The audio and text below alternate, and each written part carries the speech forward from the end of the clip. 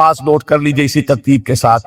یا ایھا الناس قد جاءکم موعظۃ من ربکم وشفاء لما فی الصدور وہدیٰ للمؤمنین قل بفضل اللہ وبرحمتہ. اے نبی کہہ دیجئے یہ اللہ کا بڑا فضل ہے، لوگوں سمجھو.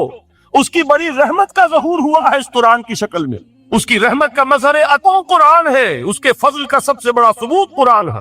فبذالک فلیفرحوا، اس پر انہیں خوشیاں منانی چاہیے. اترانا ہے تو اس پر اترائیں کہ اتنی بڑی دولت ہمارے پاس ہے، اتنا بڑا احسان ہے جو اللہ نے ہم پر کیا ہے. فبذالک فلیفرحوا هو خیر مما یجمعون. جو چیزیں یہ جمع کرنے کی فکر کر رہے ہیں ان سے کہیں زیادہ قیمتی یہ قرآن. کاش کہ یہ دو آیات ہی ہمارے قلب کے اوپر یہ کندہ ہو جائے. پہلی بات میں نے عرض کی تھی اس کا شعور ہر ایک کے لیے ممکن نہیں، اس کا باطن بیدار ہو چکا ہو. لو انزلنا هذا القرآن على جبل لرأيته خاشعا متصدعا من خشیۃ اللہ. جن کی ارواح بیدار ہو چکی ہو وہ قرآن کی اس تاثیر کو محسوس کریں گے. لیکن یہ دوسری چیز ہے کہ جو ہمارے لیے پریگمیٹک پہلو سے، عملی اعتبار سے، افادے کے اعتبار سے یہ چار الفاظ اور رحمت اور فضل خداوندی کا سب سے بڑا مظہر اور خوشیاں کہ اللہ کی یہ نعمت تمہارے پاس موجود ہے. اب وہ تیسرا مقام ہے سورہ رحمان کا، بڑی چھوٹی چھوٹی آیات. آپ نے سنا ہوگا حضور نے سورہ رحمان کے بارے میں فرمایا ہے سورۃ الرحمان عروس القرآن. یہ سورہ رحمان جو ہے یہ قرآن کی دلہن ہے. جیسے دلہن کو آپ خوشنما لباس پہناتے ہیں، آراستہ پیراستہ اس کو گہنے اور اس کو زیور پہناتے ہیں، تو جس طریقے سے سجاتے ہیں آپ دلہن کو، اللہ تعالیٰ نے ایک سورت قرآن مجید میں ایسی رکھی ہے سورہ رحمان کی، اسے خوب سجایا. اس میں الفاظ کا در و بست، اس کا اپنا ایک ڈیوائن میوزک ہے. وہ تو اللہ تعالیٰ قراء جو ہے خاص طور پر مصر کے قراء، اللہ تعالیٰ ان پر رحمت نازل فرمائے، ان کی خطاؤں سے درگزر کرے. جس طرح قرآن کے انٹرنسک میوزک کو انہوں نے واضح کیا ہے. واقعہ یہ ہے کہ اگر یہ لوگ نہ ہوتے، شیخ عبد الباسط محمد عبد الصمد، شیخ محمود خلیل الحسنی، یہ لوگ کہ جنہوں نے قرآن کے اس غنا میوزک، یہ لفظ جو ہے آپ حیران نہ ہو کہ میں یہ کشاد توہین کر رہا ہوں قرآن کی، حضور نے یہ لفظ استعمال کیا، تغنو، اس قرآن کو اچھی سے اچھی خوشلحانی کے ساتھ پڑھو. من لم یتغن فی القرآن فلیس منا. جو قرآن کو بہتر سے بہتر انداز میں، اچھی سے اچھی آواز میں خوشلحانی کے ساتھ پڑھنے کی کوشش نہیں کرتا وہ ہم میں سے نہیں. بلکہ ایک مرتبہ حضور رات کے وقت آپ گشت پر تھے اپنے ساتھیوں کے حالات معلوم کرنے کے لیے. حضرت ابو موسیٰ اشعری رضی اللہ تعالیٰ عنہ ایک صحابی ہیں، ان کے گھر کے پاس سے گزر ہوا، وہ رات کو تہجد پڑھ رہے تھے، کھڑے ہوئے کیف کے عالم میں قرآن تلاوت کر رہے. حضور کو بہت پسند آئی ان کی قرات، کافی دیر تک وہاں کھڑے سنتے رہے. اب انہیں کیا پتا کون سن رہا ہے. بالکل اسی طرح سمجھ لیجئے ایک بات یاد آئی ہے، حضور فرماتے ہیں کہ جس طرح کان لگا کر اللہ قرآن کسی چیز کو نہیں سنتا، ہمیں نظر نہیں آتا نا، ہمیں معلوم نہیں، ہم قرآن پڑھ رہے ہو تو سننا ہوگا کون ہے سب سے زیادہ کان لگا کر، خود اللہ. یہاں اس کے مجھے یاد آیا کہ ابو موسیٰ اشعری کو کیا پتا تھا کہ کون سن رہا. اپنی کیفیت میں نماز میں تہجد میں قرآن کی تلاوت کر رہے تھے، اور ظاہر بات ہے ان کے گھر ایکڑوں میں بنے ہوئے نہیں تھے، ایک ایک کمرہ، ایک ایک کوئی حجرہ، ایسے ہی تو گھر تھے نا صحابہ کے. لہذا حضور پاس سے گزرے، آواز آئی، کافی دیر سنتے رہے. اس کے بعد آپ تشریف لے گئے، صبح فجر میں ملاقات ہوئی تو حضور نے تحسین کے انداز میں فرمایا، یا ابا موسیٰ انک قد اوتیت مزمارا من مزامیر آل داؤد. اے ابو موسیٰ تمہیں تو آل داؤد کے سازوں میں سے ایک ساز اللہ نے عطا فرما دیا ہے. جس طرح حضرت داؤد لہن داؤدی مشہور ہے کہ جب وہ پچھلے پہر رات کو حمد کے ترانے الاپتے تھے، قرآن میں ہے کہ پرندے شامل ہو جاتے تھے ساتھ، اور پہاڑ وجد میں آتے تھے، پہاڑ بھی ان کے ساتھ شریک ہوتے تھے. تو جس طرح کا اللہ نے ان کو لہن عطا فرمایا تھا، حضور نے تحسین کے انداز میں فرمایا ہے ابو موسیٰ اشعری اللہ نے تمہیں بھی آل داؤد کے سازوں میں سے ایک ساز عطا فرمایا. بہرحال قرآن مجید کا جو یہ میوزک ہے، قرآن کے الفاظ کا جو حسن ہے، جہاں تک حسن معنوی ہے وہ تو ہر لفظ میں ہے، لیکن یہ حسن ظاہری، حسن صوتی، حسن لفظی، یہ اپنے کلائمیکس پر آپ کو نظر آئے گا سورہ رحمان. لیکن قرآن میں یہ سورت اس اعتبار سے بھی ممتاز ہے، اس کی 4 آیات پر ذرا توجہ کریں گے، عجیب حقائق سامنے آئے. جہاں یہ قرآن مجید کے حسن صوت اور حسن لفظی کی معراج ہے، وہیں اس کی پہلی 4 آیات میں 4 چوٹی کی چیزوں کا ذکر ہے. سب سے اونچی چیز ہے. پہلی آیت کیا ہے؟ الرحمن. ایک آیت ہو گئی. رحمان کیا ہے؟ اللہ کا نام ہے. کبھی آپ نے غور کیا اللہ کے ناموں میں سب سے پیارا نام کون سا ہوگا؟ رحمان. کیوں؟ اس کا مادہ کیا ہے؟ ہمیں سب سے بہتر جس چیز کی ضرورت ہے وہ کیا ہے؟ رحمت خدا بندی. نام اچھی طرح سن لیجئے اس حضور کی قول کو. حضور فرماتے ہیں کوئی شخص جنت میں مجرد اپنے عمل کی بنیاد پر داخل نہیں ہو سکے گا جب تک کہ رحمت خداوندی دستگیری نہ کرے۔ کسی صحابی نے بڑی ہمت اور جرأت کا ثبوت دیا کہ پوچھ لیا کیا حضور آپ بھی؟ جب آپ نے فرمایا کوئی شخص داخل نہیں ہو سکتا جنت میں محض اپنے عمل کی بنیاد پر جب تک کہ رحمت خداوندی جو ہے وہ دستگیری نہ فرمائے۔ پوچھا گیا کیا آپ بھی؟ آپ نے فرمایا ہاں میں بھی۔ آپ اندازہ کیجئے کہ اگر محمد رسول اللہ بھی رحمت خداوندی کے ضرورت مند ہو تو تاب دیگرہ چہ رسد ہماری تو سب سے بڑی ضرورت رحمت خداوندی۔ اب یہ رحمت جو ہے قرآن مجید میں اللہ تعالیٰ کی یہ شان دو الفاظ کے ذریعے سے آتی ہے، رحیم اور رحمان، اور کوئی مادہ نہیں ہے جس سے دو نام بنتے ہو اللہ، لیکن یہ مادہ ہے واحد رحمت کا کہ جس سے رحمان بھی ہے رحیم بھی۔ رحیم صفت مشبہ ہے، رحمت دائم ہو جائے گی، مستقل ہوگی تو رحیم کہیں گے، اور رحمان اس میں رحمت کی ہے وہ شان ہے کہ جیسے ٹھاٹھے مارتا ہوا سمندر ہو، ہیجان کی کیفیت، طوفانی کیفیت، رحمت خداوندی کا طوفانی جوش، وہ ہے رحمان۔ آپ تو رہتے اس علاقے میں ہیں، آپ کو معلوم ہے عرب اگر بھوکا مرا جا رہا ہو تو کیا کہے گا؟ انا جوعان۔ پیاسا مرا جا رہا ہو انا عطشان۔ بہت غضبناک ہوگا غضبان، غضبان آصفہ قرآن میں آیا، بہت غضبناک۔ رحمان جس کی رحمت جوش میں ہے، ٹھاٹھے مارتے ہوئے سمندر کے معنی۔ تو یہ اللہ تعالیٰ کے ناموں میں سب سے پیارا نام۔ اب آگے چلیے، الرحمن علم القرآن، رحمان قرآن سکھایا۔ رحمت خداوندی سے سب سے بڑا مظہر، رحمان کی رحمانی سب سے بڑا مظہر قرآن ہے۔ ان میں جو منطقی ربط ہے اس کو سمجھتے جائیے۔ اچھا آپ یہ سوچئے جو بھی انسان کو حاصل ہوا وہ کس نے دیا؟ اللہ نے۔ سائنس کا علم کس نے دیا؟ اللہ نے۔ علم آدم الاسماء کلہا، وہ علم الاسماء جو حضرت آدم کو دے دیا گیا تھا ازل میں، یہ اسی کا ظہور ہے، یہ اسی کی ایکسفولیشن ہے جو ہو رہی ہے اور ہوتی رہے گی ابھی۔ اور دوسرے علم ہے وہ کس نے دیا؟ اللہ نے۔ لا یحیطون بشیء من علمہ الا بما شاء، مخلوق میں سے کوئی اللہ کے علم میں سے کسی شے کا احاطہ نہیں کر سکتا مگر وہ جتنا اللہ دینا چاہے۔ لیکن یہ کہ تمام علوم میں چوٹی کا قرآن، نوٹ کرتے جائیے، چوٹی کی چیزیں جمع کی۔ اللہ کے ناموں میں چوٹی کا نام رحمان، اللہ نے جو کچھ انسان کو سکھایا اس میں چوٹی کا علم قرآن۔ خلق الانسان، انسان کو پیدا فرمایا۔ سوال یہ کہ حیوانات کو کس نے پیدا فرمایا؟ آسمان کس نے پیدا کی؟ زمین کس نے پیدا کی؟ فرشتے کس نے پیدا کی؟ کیا مطلب خلق الانسان؟ اس کی تمام مخلوقات میں اس کا کلائمیکس، اس کی تخلیق کی معراج، اس کے تخلیق کا نقطہ عروج انسان ہے۔ یہ ہے کہ جو مسجود ملائک بنا ہے۔ وَلَقَدْ كَرَّمْنَا بَنِي آدَمَ وَحَمَلْنَاهُمْ فِي الْبَرِّ وَالْبَحْرِ وَرَزَقْنَاهُمْ مِنَ الطَّيِّبَاتِ وَفَضَّلْنَاهُمْ عَلَىٰ كَثِيرٍ مِّمَّنْ خَلَقْنَا تَفْضِيلًا۔ تو تخلیق میں اونچی تخلیق انسان، علم سے اونچا علم قرآن کا، اللہ کے ناموں میں سب سے اونچا نام رحمان۔ اب آئیے چوتھی چیز، علمہ البیان، انسان کو بیان کی صلاحیت عطا فرمائی۔ کیا اور کوئی صلاحیت عطا نہیں کی؟ بینائی کس نے دی؟ اللہ۔ اسی طریقے سے سماعت کس نے عطا فرمائی؟ اللہ۔ کتنی فیکلٹیز ہیں، کتنے ایکسٹرنل آرگنز ہیں سینس کے، کتنے انٹرنل سینسز ہیں جو اللہ نے دیے ہیں۔ لیکن یہاں بھی سمجھ لیجئے جتنی فیکلٹیز ہیں ہیومن فیکلٹیز، ان میں ٹاپ کی فیکلٹی جو ہے وہ اسپیچ ہے، کلام ہے، بیان ہے۔ جن لوگوں نے میڈیکل سائنس کا مطالعہ کیا ہے وہ جانتے ہیں کہ یہ برین ہے، ہیومن برین، اس برین میں جو وہ اوپر ایک زرد سا مادہ ہوتا ہے، گرے میٹر، اس کی ایک کوٹنگ ہوتی ہے، یہ ہائیسٹ ایوالوڈ فارم ہے، اور اس میں سب سے بڑا رقبہ جو ہے وہ اسپیچ سینٹر کہلاتا ہے۔ اسی لیے انسان کو حیوان ناطق کہتے ہیں۔ حیوان کے اور انسان کے مابین امتیاز قائم کیا گیا، نطق، گویائی، بولنا۔ اب یہ کیا چیز ہوئی؟ انسان کی صلاحیتوں میں سے سب سے اونچی صلاحیت۔ 4 آیتیں ہو گئی۔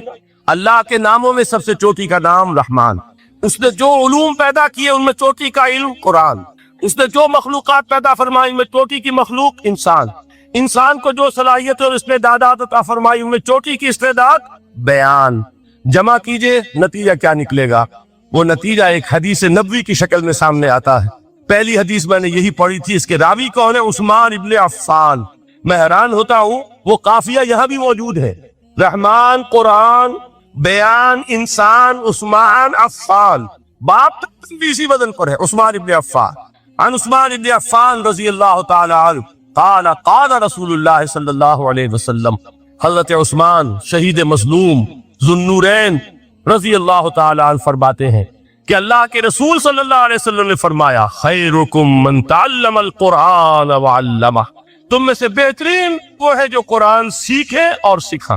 قوت بیان جو تمہاری فیکلٹی ہے، اس کا استعمال کسی گھٹیا کام کے لیے نہیں ہونا چاہیے۔ دیکھیے اردو میں محاورہ ہے کہ توپ سے مکھی نہیں ماری جاتی، توپ بنائی گئی ہے کسی بڑی شے کے لیے، مکھی مارنے کے لیے توپ استعمال نہیں ہوتی۔ یہ قوت بیان جو ہے، جو ٹاپ موسٹ فیکلٹی ہے ہیومن جو فیکلٹیز ہے ان میں سے، اس کا استعمال بھی ٹاپ موسٹ ہونا چاہیے۔ قرآن کو بیان کرو، وہ جیسے کہ علامہ اقبال نے کہا ہے، بلکہ غالباً ان کے قبر پر آس پاس جو اشعار لکھے ہوئے ان میں سے ایک یہ بھی ہے، اگر یک قطرہ خونداری اگر مشتے پرے داری، بیابامن تو آموزم طریق شاہ بازی را، اگر تمہارے اندر ایک قطرہ بھی خون کا ہے اور مٹھی بھر بھی پر اگر اللہ نے دیے ہیں تو ہے میرے پاس آؤ کہ میں تمہیں شاہبازی کے طریقے سکھاؤں۔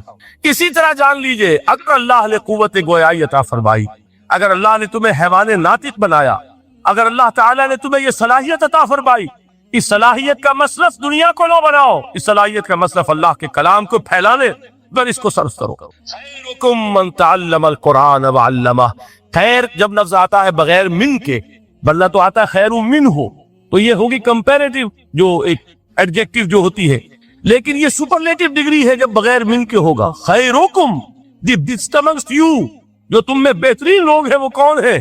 من تعلم القرآن وعلمہ، جو قرآن سیکھیں اور سکھائیں، قرآن پڑھیں اور اسے بیان کریں۔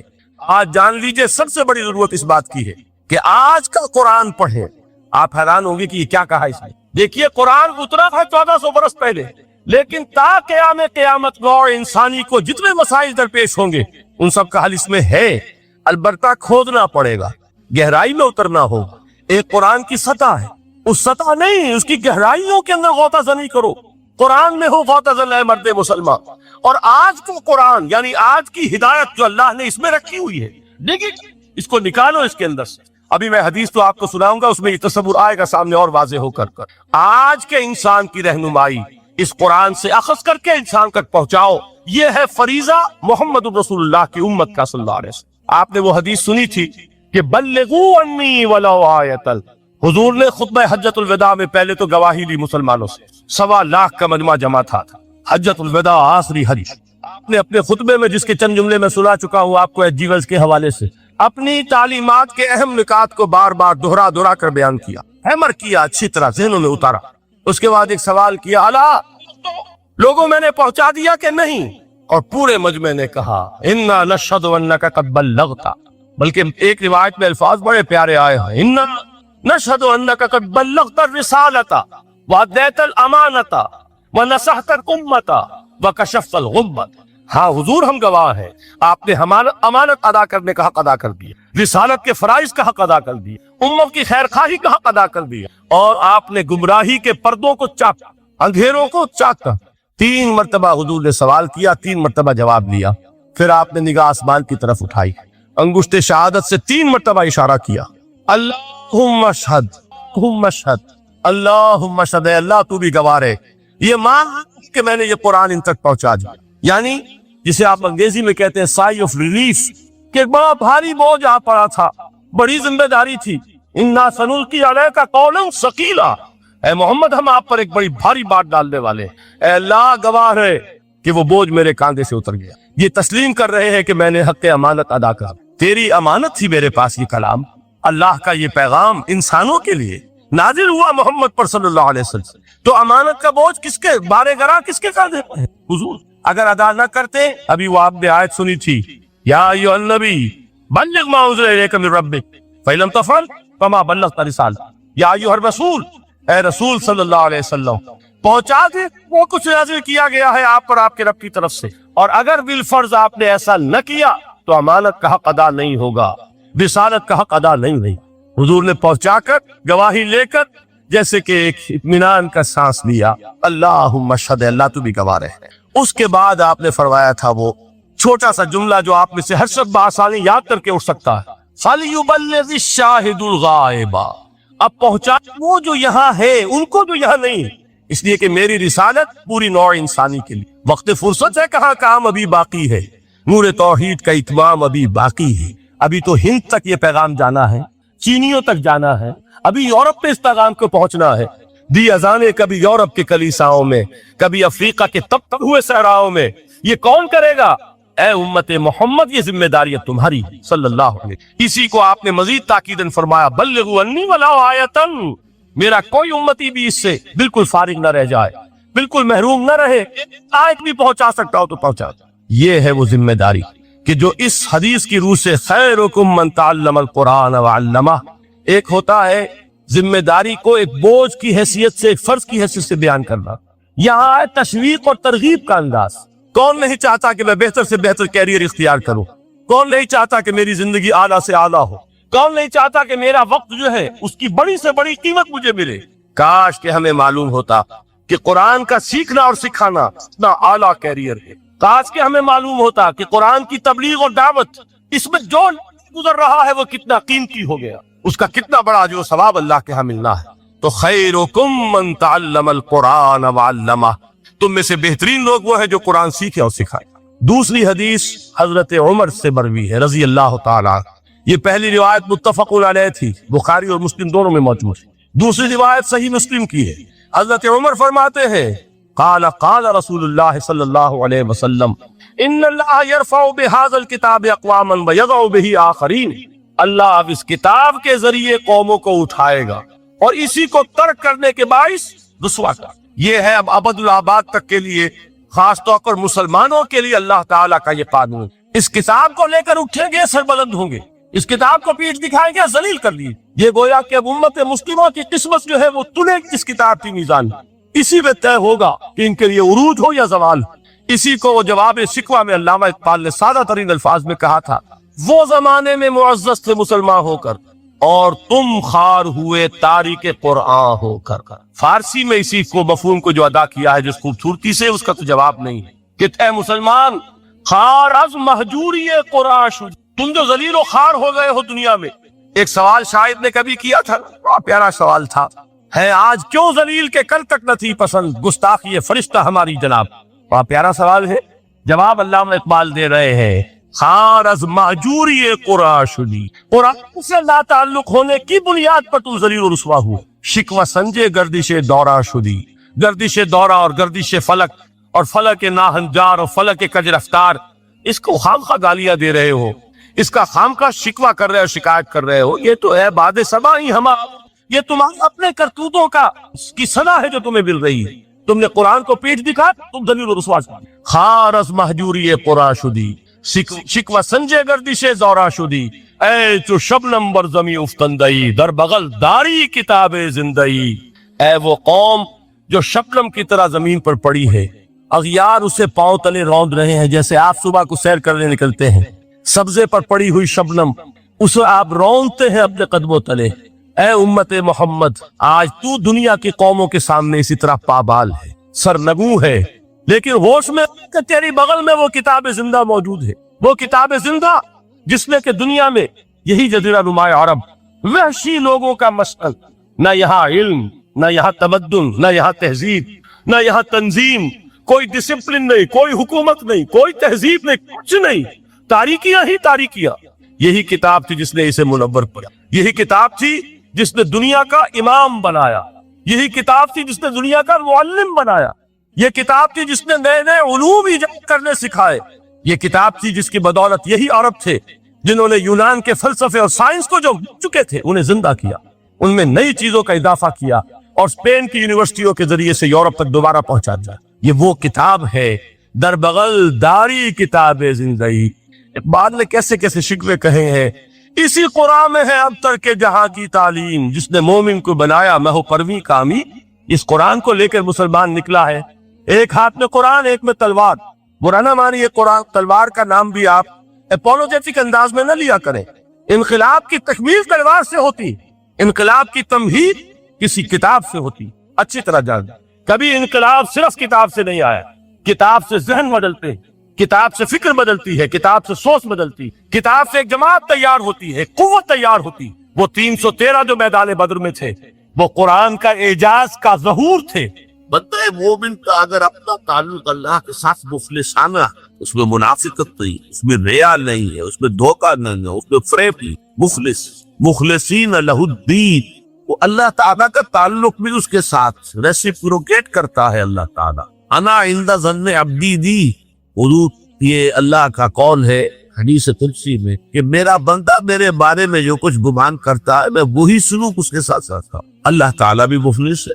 اللہ تعالیٰ کی مرضی کے بغیر کچھ نہیں ہو سکتا. کوئی یقیناً جو کچھ ہوا ہے اس میں میرے لیے خیر ہے، چاہے فوری طور پر مجھے ناگوار دل رہا ہے، مجھے تکلیف ہی ہے، میرے لیے یہ شے جو ہے ناپسندیدہ ہے، لیکن انتی لانگ رن مجھے یقین ہے کہ اس میں خیر ہے. بیدک الخیر انک علی کل شیء، اللہ تیرے ہاتھ پہ خیر ہی خیر ہے، تو ہر چیز پر. اچھا جو ہوگا وہ بھی اذن رب کے بغیر نہیں ہوگا. یہی تصور اس کے بارے میں ہونا، اسی کا نتیجہ یہ نکلتا ہے جس کو قرآن مجید بار بار کہتا ہے، بار بار کہتا ہے، بار بار کہتا ہے، لا خوف علیہم ولا هم یحزنون. کیا مطلب؟ نہ ان پر کوئی خوف ہے نہ حضور سے دو چار ہو. عام طور پر یہ سمجھا جاتا ہے کہ یہ آخرت میں ہوگا، آخرت میں تو بتمام و کمال ہوگا، دنیا میں بھی ہوگا. خوف کس بات کا بھائی؟ ہوگا وہی جو میرا رب چاہے گا. وہ میرا دوست، میں اس کا ولی ہوں، میرا ولی. الا ان اولیاء اللہ لا خوف علیہم ولا هم یحزنون. جو اللہ کے ولی ہوتے ہیں، اللہ کے دوست ہوتے ہیں، نہ کوئی خوف ہوتا نہ خلد ہوتا. خوف کس بات کا؟ ہوگا وہ جو اللہ چاہے گا، اور جو کچھ اللہ چاہے گا اس میں کوئی نہ کوئی خیر ہوگا، چاہے فوری طور پر مجھے نظر دو. قرآن کہتا ہے سورہ بقرہ، عسیٰ ان تکرہوا شیئا وہو خیر لکم وعسیٰ ان تحبوا شیئا وہو شر لکم. این ممکن ہے کہ تم کسی چیز کو ناپسند کرو، دراحالانکہ اسی میں تمہارے لیے خیر ہے، اور این ممکن ہے کہ تم کسی چیز کو پسند کرو، دراحالانکہ اس میں تمہارے لیے شر ہو. اللہ یعلم وانتم لا تعلمون، اللہ جانتا ہے تم نہیں جانتے. تم افعال و اعمال و احوال و واقعات کے ظاہر کو دیکھتے ہو، اس کے پردے میں کیا مشیت ایسی ہے، کیا ارادہ خداوندی ہے، اس کی پشت پر کیا چیز ہے جو اللہ تعالیٰ کو مطلوب ہے، یہ ہمیں نظر نہیں آتا. یہ شارٹ سائٹڈ، ہماری نگاہ جو ہے بس کچھ دور تک جاتی ہے، اس سے آگے نہیں. لہذا افعال و اعمال و احوال و واقعات کے صرف ظاہر پر ہماری نگاہ ہے، باطن پر تو ہے ہی نہیں. لہذا ہم اس سے متاثر.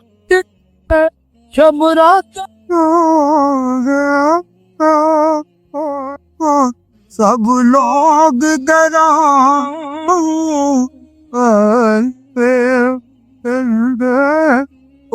نہیں آئے پرتے محمد جو آپ ہتھی ڈب.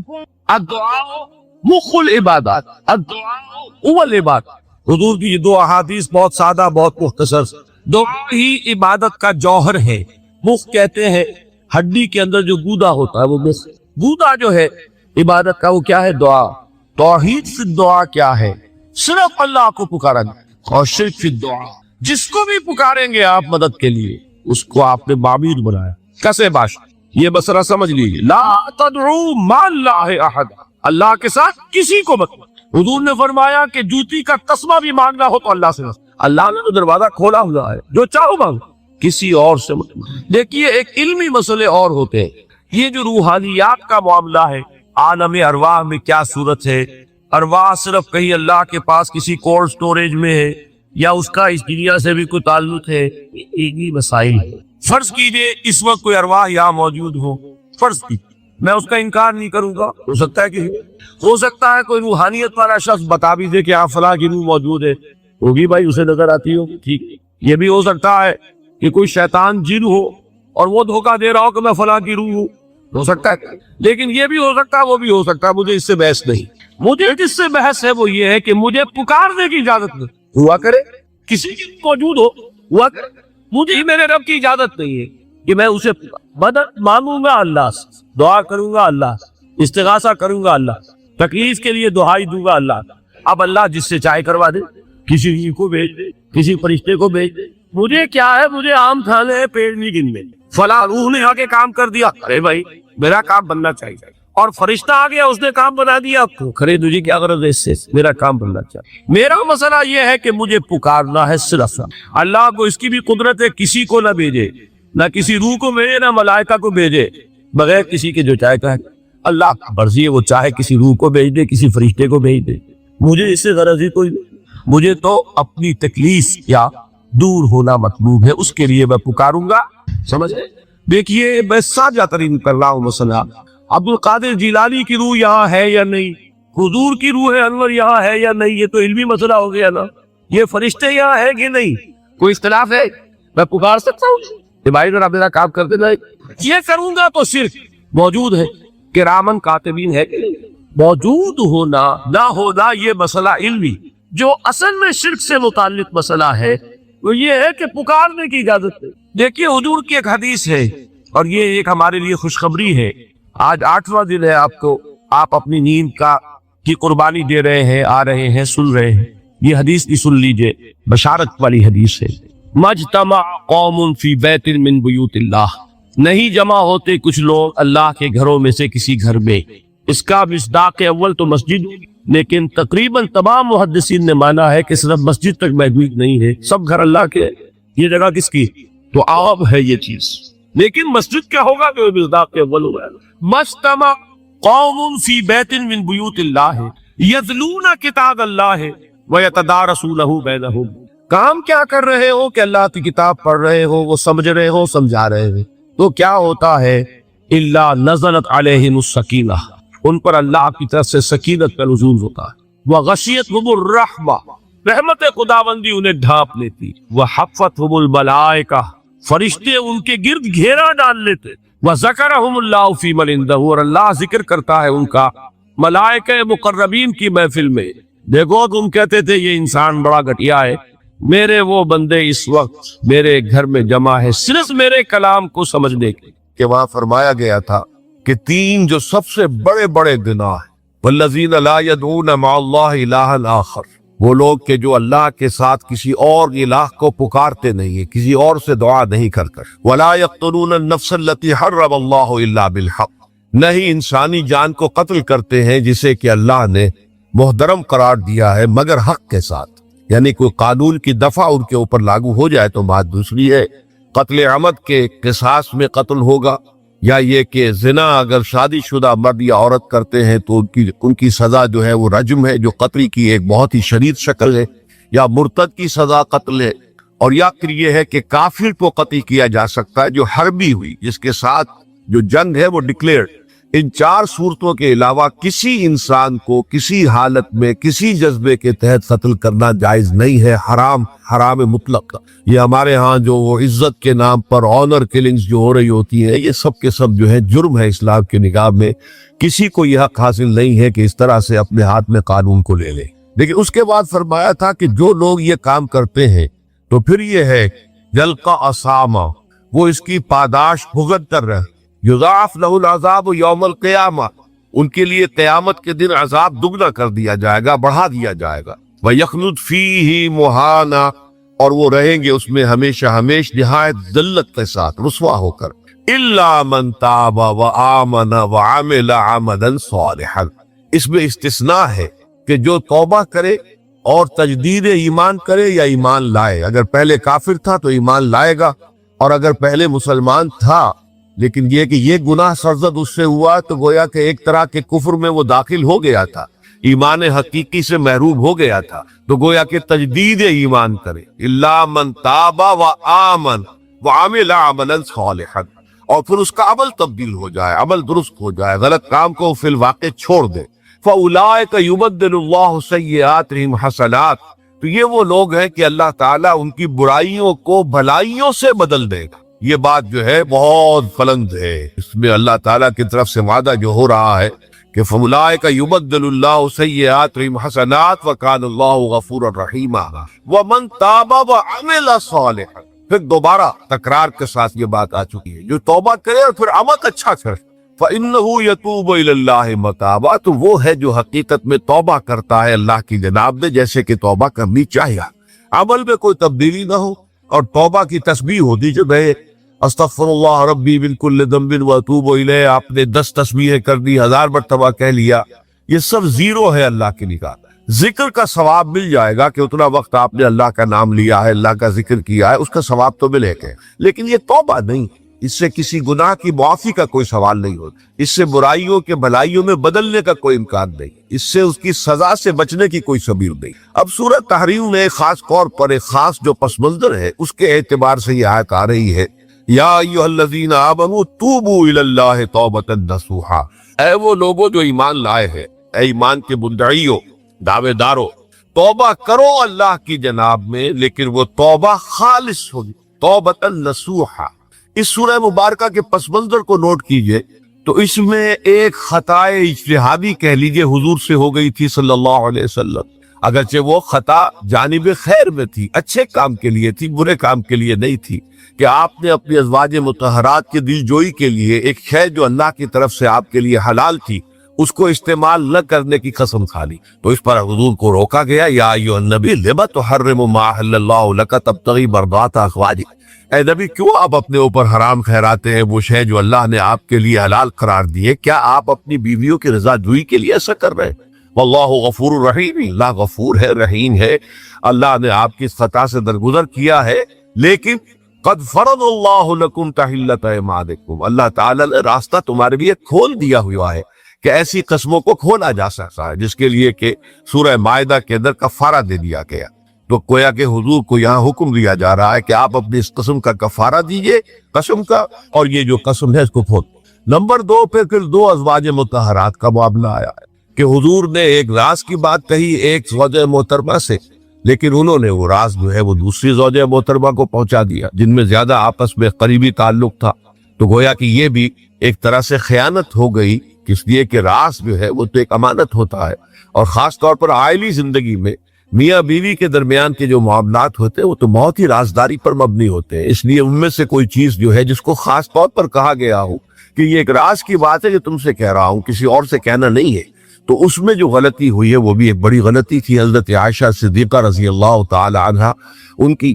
تو ان دونوں کے پس منظر میں پھر تیسری بات آئی کہ اہل ایمان اگر تم غافل ہو اپنے اہل و عیال کی طرف سے اس اعتبار سے کہ ان کا کردار کیسا بن رہا ہے، وہ اللہ کے بندے ہیں یا کوئی غلطیاں کر رہے ہیں، خطا کر رہے ہیں، تو دیکھو یہ تو ان کے ساتھ جو ہے وہ محبت نہیں کر رہے، عداوت کر رہے ہیں، اس لیے کہ تمہاری اس نرمی، تمہاری اس شفقت اور ان محبت کے اندر اس درجے بڑھ جانا کہ اس میں اللہ تعالیٰ کے جو حرام کردہ امور ہیں ان میں بھی تم ملوث ہو جاؤ، تو یہ گویا کہ در حقیقت تم اپنے آپ سے بھی دشمنی کر رہے ہو اور ان سے بھی دشمنی کر رہے ہو۔ اپنے آپ سے دشمنی کر رہے ہو کہ تمہاری عاقبت خراب ہوگی، ان سے دشمنی کر رہے ہو کہ ان کی اگر تربیت غلط ہو جائے گی تو گویا کہ وہ جہنم کا نوالا بنے گی۔ اب اس تین چیزوں کے پس منظر میں فرمایا جا رہا ہے، یا ایھا الذین آمنوا توبوا الی اللہ توبۃ نصوحا، اے ایمان والو، اے ایمان کے دعوے دارو، اللہ کے جناب میں توبہ کرو، لیکن توبہ خالص نصوح۔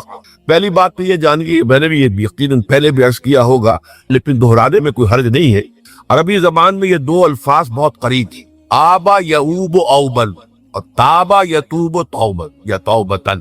آبا یعوب اوبن بھی ہوتا ہے واپس لوٹنا، لیکن یہ ہے کسی یعنی مادی چیز کی طرف سے واپس لوٹنا۔ ایک ہے تابا یتوب توبن یا توبتن، وہ کسی فعل سے، معنوی چیز سے پلٹ آنا، لوٹ آنا۔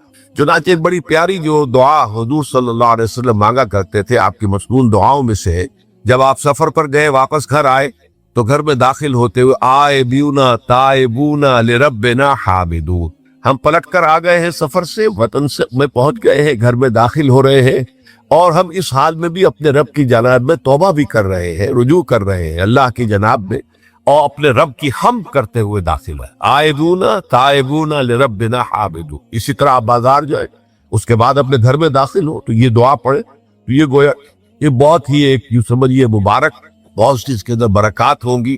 تو اس میں بھی لفظ آبا یعوب اوبل، تابا یتوب توبت، یہ دونوں کے بہت قریب آ گئے، آئبونا تائبونا لربنا حامدون، توبو الی اللہ۔ اب قلعہ کو نوٹ کیجئے، یہ توبہ کا لفظ بھی بہت سے ایسے الفاظ میں سے عربی زبان کے، جیسا کہ اس سے پہلے ہم دیکھ چکے ہیں کہ ایک لفظ ہے رغبہ، رغبہ رغبت جسے اردو میں ہم بولتے ہیں، رغبہ الہ ہوگا تو کسی شے کی طرف رجحان ہونا، اس کی طلب پیدا ہو جانا، اس کی خواہش پیدا ہو جانا، اور رغبہ عن ہوگا تو کسی چیز سے متنفر ہو جانا، دور ہٹ جانا، دور چلے جانا۔ ورب ایک ہی ہے، پریپوزیشن کی چینج سے بالکل برعکس نتیجہ نکل آیا۔ ومن رغب عن سنتی فلیس منی، جسے میری سنت پسند نہیں ہے، جو اس سے ہٹتا ہے، پیچھے ہٹتا ہے، اس کو ترک کرتا ہے، اس کا مجھ سے کوئی تعلق۔ اسی طرح مالا یمیل و میلن، مالا الہ کسی شے کی طرف مائل ہو، مالا عن اس شے سے ہٹ جانا، پیچھے ہٹ جانا، نفرت ہو جانا۔ اسی میں وہ لفظ کا سا فقط قلوبکما، تمہارے دل جو ہے وہ تو مائل ہو ہی گئے. سغا بھی الہ ہوگا اس کے معنی کسی شے کی طرف مائل ہو جانا، ان ہوگا تو کسی شے سے متنفر ہو جانا. تو وہاں میں عرض کر چکا تھا لقد صغت قلوبکما، تو اے نبی کی دونوں بیویوں تمہارے دل تو یقیناً اللہ کی طرف مائل ہو چکے ہیں، توبہ کی طرف مائل ہو چکے ہیں، لیکن زبان سے یہ کہتے ہوئے کہ حضور معاف کر دیجئے غلطی ہو گئی، یہ اس میں ذرا حجاب کھا رہا ہے. ظاہر بات ہے شوہر اور بیوی کے درمیان جس طرح کا تعلق ہوتا ہے تو اس میں یہ کہ بسا اوقات اپنی غلطی کو واضح الفاظ میں تسلیم کرنے میں کچھ ہچکچاہٹ سی ہوتی. تو وہ ایک کیفیت تھی کہ تمہارا دل تو مائل ہو چکا ہے، لیکن یہ کہ تم ذرا زبان سے بھی کہو اقرار. اسی طریقے سے یہ لفظ توبہ ہے. توبہ الہ ہے کسی کی جناب میں توبہ کرنا. جب اللہ تعالیٰ کی طرف توبہ کا لفظ آئے گا تو توبو الی اللہ توبۃ نصوحا، اللہ کی جناب میں توبہ کرو. اور جب اللہ تعالیٰ توبہ کرتا ہے یہ لفظ جو ہے دو طرف استعمال ہوتا. تواب بندہ بھی ہے، تواب اللہ بھی ہے. اللہ تواب ہے، بہت توبہ کا قبول کرنے والا. بندہ تواب ہے، بہت زیادہ توبہ کرنے والا. وہ حدیث میں آپ کو سنا چکا ہوں، کل بنی آدم خطاؤون وخیر الخطائین التوابون. تمام بنی آدم نہایت خطا کار ہے، گناہ گار ہے، غلطیاں ہوتی ہیں، خطائیں ہوتی ہیں، لیکن ان خطا کاروں میں بہتر لوگ وہ ہیں جو بہت توبہ کرنے والے، رجوع کر پلٹتے ہیں، ان میں پشیمانی پیدا ہو جاتی ہے اور وہ اللہ تعالیٰ کی جناب میں رجوع کرتے ہیں تو وہ تواب ہے، بہت زیادہ توبہ کرنے والا. لیکن اللہ کی جناب میں توبہ جب بندہ کرتا ہے تو وہ الہ آئے گا، تابہ الہ، اس نے توبہ کی اللہ کی جناب میں. اللہ توبہ کرتا ہے یعنی اللہ تعالیٰ جو ہے اپنی نظر شفقت اور نظر رحمت جو پھیر ہی تھی اس نے کہ ایک بندے نے گناہ کیا ہے، میرے حکم کی جو ہے خلاف ورزی کی ہے، معصیت کا ارتکاب کیا ہے، تو اللہ تعالیٰ اپنی رحمت اور شفقت کی نگاہ اس سے ہٹا دے. لیکن جب بندہ توبہ کرتا ہے تو پھر اللہ تعالیٰ بھی رجوع فرماتا ہے اور اپنی شفقت اور رحمت اور مغفرت کے ساتھ بندے کی جانب متوجہ ہو جاتا. لیکن وہاں تابہ اعلیٰ آئے گا، تم علینا اے پروردگار ہماری توبہ کو قبول فرما. وہ اللہ کے ساتھ آئے. ہم جب توبہ کریں گے تو وہ الہ کے ساتھ آئے. تو یہاں فرمایا توبو الی اللہ، اللہ کی جناب میں توبہ کرو، پلٹو، رجوع کرو، اور توبۃ نصوحا، خالص توبہ. اس کی جو وضاحت تھوڑی سی میں ابھی کر چکا ہوں کہ خالص توبہ سے مراد کیا ہے. یہ نہیں کہ بس توبہ کی ورد ہو رہا ہے اور توبہ جو ہے وہ اس کے کلمات زبان سے ادا کیے جا رہے ہیں. بعض لوگ ہیں وہ جو آیت کریمہ ہے اس کا 1.25 لاکھ کا ہو رہا ہے، ورد ہو رہا ہے، کتنا ہو رہا ہے، اس کی تسبیح پڑھ رہے، اس سے کچھ نہیں ہوگا جب تک کہ دل کے اندر گناہ سے نفرت پیدا نہ ہو جائے، حقیقی پشیمانی نہ ہو کہ یہ مجھ سے بہت غلط حرکت سرزد ہوتی رہی ہے، پختہ ارادہ نہ ہو کہ آئندہ یہ کام نہیں کروں گا یا کروں گی، اور یہ کہ بالفعل بھی اس کام کو چھوڑ. یہ 3 شرطیں کم سے کم ہے ان چیزوں میں کہ جو حقوق اللہ میں سے، اللہ تعالیٰ کے حقوق، ان میں کوتاہی ہوئی ہے، ان میں غلطی ہوئی ہے، اس میں انسان نے کسی معصیت کا ارتکاب کیا ہے. تو 3 شرط.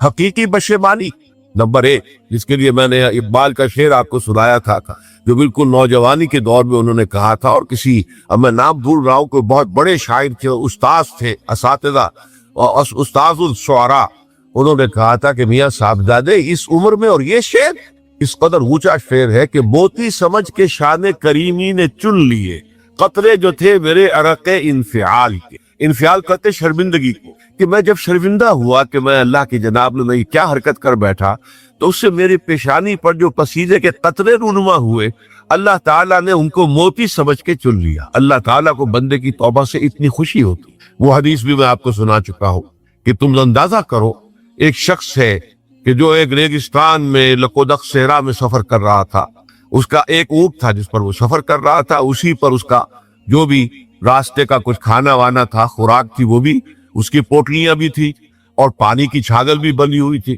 تھوڑی دیر کے لیے وہ ایک درخت کے سائے میں بیٹھ گیا استراحت کے لیے. وہ اسی میں آنکھ لگ گئی اس کی. اب جب آنکھ کھلی تو دیکھا کہ اونٹ کھائی.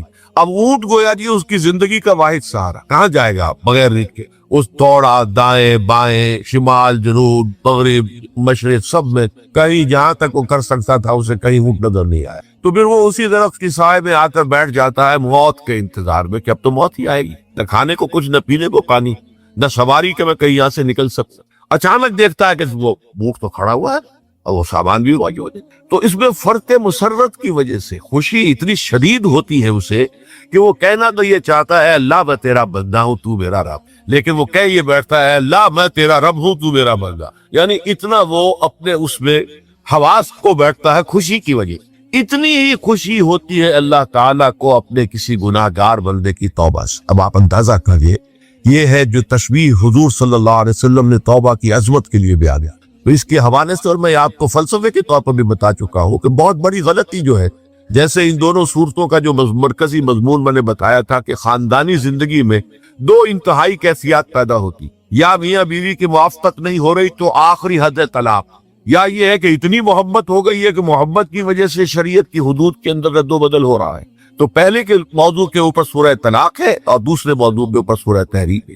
تو طلاق کے معاملے میں بھی عیسائیوں سے جو بہت زیادہ غلطی، بہت بڑی سرزد ہوئی، وہ یہ ہے کہ حضرت عیسیٰ نے یہ فرمایا تھا کہ جو شخص اپنی بیوی کو طلاق دیتا ہے گویا کہ ناحق، وہ گویا کہ اس سے زنا کرواتا ہے، یعنی یہ کہ طلاق ہو گیا اس کو، اب وہ بیچاری جو ہے وہ بے شوہر کے ہے، عام طور پر متعلقہ سے کوئی شادی نہیں کرتا تھا، تو اب اس کے فتنے میں مبتلا ہونے کا امکان موجود، وہ زناکاری پر آمادہ ہو سکتی۔ تو جس شخص نے اسے غلط طلاق دی تھی در حقیقت وہ ذمہ دار ہوگا اس زناکاری کا جو وہ کر رہی۔ یہ اصل میں ایک اخلاقی تعلیم تھی جس کو کہ انہوں نے قانونی سمجھ لیا اور طلاق کا دروازہ بند کر دیا، حالانکہ شریعت موسوی میں طلاق کا راستہ کھلا تھا، جیسے شریعت محمدی میں کہ اگر کوئی صورت ایسی ہے کہ مزاج نہیں مل رہا ہے تو ٹھیک ہے، علیحدہ ہو جاؤ، سیپریشن کا راستہ کھلا اٹھاؤ۔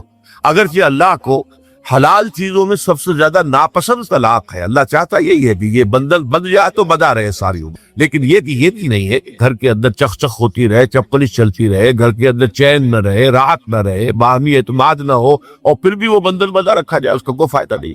تو قانون وہ تھا، لیکن اخلاقی تعلیم یہ تھی جیسے حضور نے فرمایا ابغض الاخلاق عند اللہ الطلاق، لیکن ساتھ ہی میں نے وہ حدیث بھی آپ کو سنا دی کہ جو شخص اپنی بیوی کی جو بھی اس کی روش ہے اس سے سخت نالا ہے، شکایتیں کرتا پھرتا ہے دوسروں سے، طلاق نہیں دیتا، تو اللہ تعالیٰ اس کی دعا سنتا ہی کہ جب میں نے تمہارے لیے راستہ کھلا ہوا تھا وہ تم اختیار نہیں کر رہے۔ تو یہی معاملہ در حقیقت عیسائیوں نے اس حد تک بڑھایا کہ حضرت آدم اور حوا سے جو خطا ہو گئی تھی، وہ خطا جو ہے وہ تو ہر انسان دنیا میں جو آتا ہے تو خطا کار ہے، وہ اپنے آباء و اجداد، اپنے اماں حوا اور اپنے ابا آدم کی خطا لے کر اپنے ساتھ پیدا ہو رہا ہے، تو گناہ گار ہے۔ Man is sinful from the very birth۔ اب اس کا کیا علاج ہو؟ وہ تو اس کا علاج ڈھونڈا کہ اللہ نے اپنا اکلوتا بیٹا زمین پر بھیج کر اور اسے ان لوگوں کی طرف سے کفارہ بنا لیا کہ جو ہمارے اس بیٹے پر ایمان۔ یہ سارا عقیدہ بنائے فاسد علی الفاسد کیوں ہوا؟ کہ توبہ کے بارے میں تصور ان کا غلط ہو گیا۔ اللہ قرآن مجید نے واضح کیا کہ غلطی تو ہوئی تھی، حضرت آدم و حوا سے شیطان کے بہکانے میں آ گئے تھے، لیکن یہ کہ پھر انہوں نے توبہ کی، اللہ نے تاب علیہ، اللہ نے اس کی توبہ قبول فرما لی۔ فتلقى آدم من ربہ کلمات فتاب علیہ، تو آدم نے اپنے رب سے کچھ کلمات سیکھ لیے، پشیمانی تو ہو گئی تھی، شرمندگی ہو گئی تھی، لیکن الفاظ نہیں مل رہے تھے۔ کن الفاظ میں وہ اللہ کی جناب میں توبہ کر، اللہ کی کمال شفقت کے اللہ نے وہ الفاظ بھی انہیں تلقین کر دیے جو سورہ اعراف کے اندر بیان ہوئے ہیں، ربنا ظلمنا انفسنا وان لم تغفر لنا وترحمنا لنکونن من الخاسرین، اللہ نے توبہ قبول فرما لی، فتاب علیہ۔ اب جو بچہ پیدا ہو رہا ہے نسل آدم کا، وہ کوئی اپنے جد امجد جو ہے حضرت آدم اور حضرت حوا کے گناہ کی پوٹ لے کر نہیں آتا ہے، وہ تو کل مولود یولد علی الفطرہ، فطرت الاسلام پہ پیدا ہوتا ہے۔ تو توبہ کی در حقیقت جو عظمت اور حقیقت ہے ہمارے دین میں، اس کو نہ سمجھنے سے بھی بہت بڑی غلطیاں لوگوں سے ہو جاتی ہے۔ تاریخ انسانی میں اتنی بڑی بڑی غلطیاں ہو۔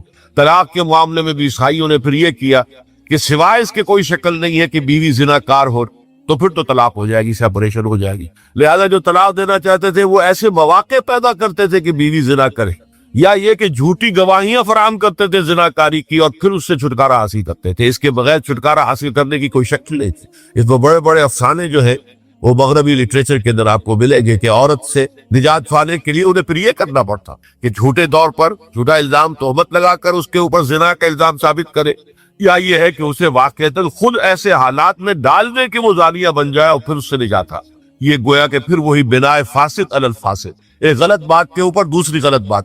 تو توبوا الی اللہ توبۃ نصوحا، توبہ کرو اللہ کی جناب میں جو کہ خالص توبہ۔ خالص توبہ میں 3 شرائط میں نے بیان کر دی کہ اگر اللہ کے حقوق میں معاملے میں کبھی بیشی ہوئی ہے تو پھر یہ ہے کہ پشیمانی حقیقی، عزم مصمم دوبارہ نہیں کروں گا نہ کروں گی، اور نمبر 3 یہ کہ ایک مرتبہ اس گناہ کو لازماً چھوڑ دینا۔ اس کے بعد جو ہے اگر یہ حقوق العباد میں سے تو ایک چوتھی اضافی شرط، یا تو اس کی تلافی کرو، اس کا پیسہ مارا تھا تو پیسہ دو، بہن کا حق جو ہے وراثت میں کھایا تھا تو اس کو ادا کرو، یا اس سے معافی حاصل کرو، یا پھر ایک شکل ہو سکتی ہے کہ اگر وہ فوت بھی ہو گیا ہے، اب کوئی شکل نہیں ہے، اس کی طرف سے صدقہ و خیرات کرتے رہو، اللہ یہ میں کر رہا ہوں اس کے حساب میں اس کو جمع کر دے، اور میری جو کوتاہی تھی اس کو معاف فرما دے، اس کو جو ہے وہ ڈیبٹ کریڈٹ ہو جائے گا۔ ورنہ پھر آخرت میں یہ ہوگا کہ آپ کی نیکیاں اس کے حوالے کی جائیں گی، یا آپ کے پاس نیکیوں کا ذخیرہ بھی کافی نہ ہوا تو اس کے گناہ آپ کے پلڑے میں ڈال دیے جائیں گے۔ اور اسی کو حضور نے فرمایا کہ میری امت کا اصل مفلس وہ ہے۔ آپ نے پوچھا اتدرون من المفلس، آپ لوگ جانتے ہیں کہ مفلس کون ہوتا ہے؟ تو صحابہ نے وہی جواب دیا جو ہم میں سے ارشد جواب دے گا، المفلس عندنا من لا درہم لہ ولا دینار، ہمارے نزدیک ہم مفلس اس کو کہتے ہیں جس کے پاس درہم و دینار نہیں ہے، روپیہ پیسہ نہیں ہے۔ حضور نے فرمایا نہ، میری امت کا مفلس وہ ہوگا جو قیامت کے دن حاضر ہوگا، بہت سی نمازوں کی وہ پنڈ لے کر آئے گا، وہ گٹھڑی لے کر آئے گا، گٹھڑا لے کر آئے گا، اور روزوں کا اور اس کا اور حجوں کا اور عمروں کا، لیکن وقد شتم ھذا واکل مال ھذا، اس نے مال کھایا تھا فلاں کا حرام طریقے سے، فلاں کو گالی دیتی، فلاں پر تہمت لگائی تھی، حقوق العباد کے اندر جو ہے اس کی عزت پر حملہ کیا تھا، وہ سارے مدعی جمع ہو گئے۔ اللہ تعالیٰ کسی سے کہے گا بھائی تم اس کی نمازیں لے جاؤ، کسی سے کہے گا اس کے روزے لے جاؤ، اچھا تم لو حج لے جاؤ، اس کے عمرے لے جاؤ، اس کے بعد بھی مدعی باقی ہوگے تو اب مدعیوں کے گناہ اس کے پلڑے میں ڈالے جائے، اور پھر وہ دوسروں کے گناہوں کے بوجھ تلے دب کر جہنم میں جھونکیے۔ تو یہ حقوق العباد کے اندر معاملہ اس سے بھی کہیں زیادہ سخت ہے کہ جو حقوق اللہ کا ہے۔ اللہ تو بڑا غفور ہے، رحیم ہے، اس کے اندر وہ رعایت بھی کرے گا، لیکن حقوق العباد کا معاملہ اللہ کہہ دے گا یہ میرا معاملہ ہے کہ یہ تمہارا آپس کا معاملہ ہے، تمہیں اس میں تو جو بھی ہے لین دین کر کے ہی معاملہ چکانا ہوگا، دے دے کر معاملہ ہوگا، اس کے بغیر نہیں۔ تو توبوا الی اللہ توبۃ نصوحا عسى ربكم ان يكفر عنكم سیئاتکم، ممکن ہے عسى اصل میں امید دلانے کے لیے ہوتا ہے، شاید کہ ایسا ہو